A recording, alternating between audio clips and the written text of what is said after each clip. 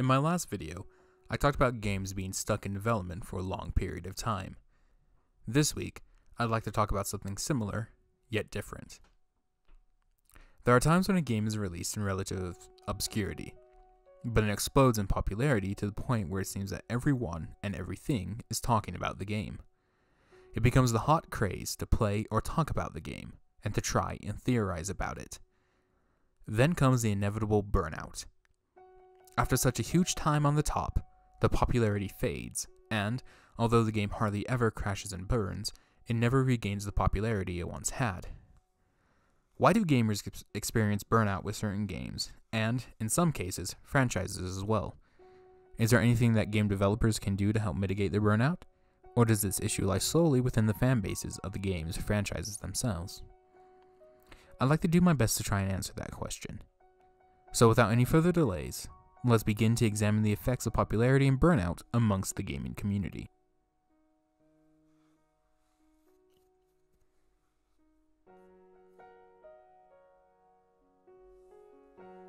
So what is it that makes a game popular? I'm sure that many of us have our own standards on what it is, but as for myself, what makes a game popular is the same as what makes a game good.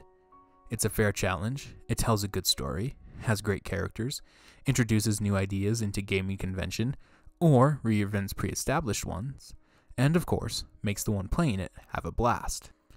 But Antian, with how broad that standard is, almost any game can be a popular game. Why are you saying this? It's unreal! Yeah, it comes across that way. But does it really work like that? How many times have we seen a repetitive game come out that is almost a carbon copy of another?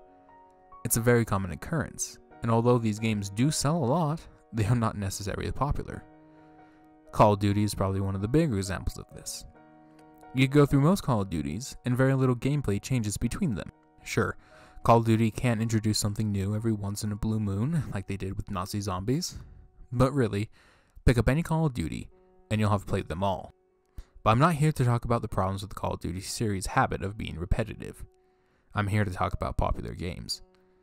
So allow me to list a few of the popular games that have come out recently to give you an idea of what I mean when I say a game is popular. In no particular order, these games are Undertale, Five Nights at Freddy's, Stardew Valley, Dark Souls 3, PUBG, Fortnite, and Apex Legends.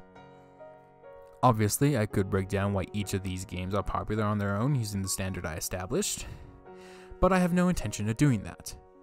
Instead, I want to focus on just two. These two games, I feel, are the best examples of popular games that exploded and then experienced burnout. By looking at the list we made earlier, I'm sure most of you know which games I'm going to cover, those being Undertale and Five Nights at Freddy's. But there's a twist. Because these two games were extremely popular at their height, I feel there is much we can learn by looking at these games. So much so that this video would be far longer than I want it to be. So, instead of trying to cram as much into this video as I can, I'm going to be splitting the explanations into two videos, in order that I can take my time in exploring both games equally. Now, before anyone freaks out that I'm splitting videos up for what must obviously be more views, allow me to reassure you that that's not the case.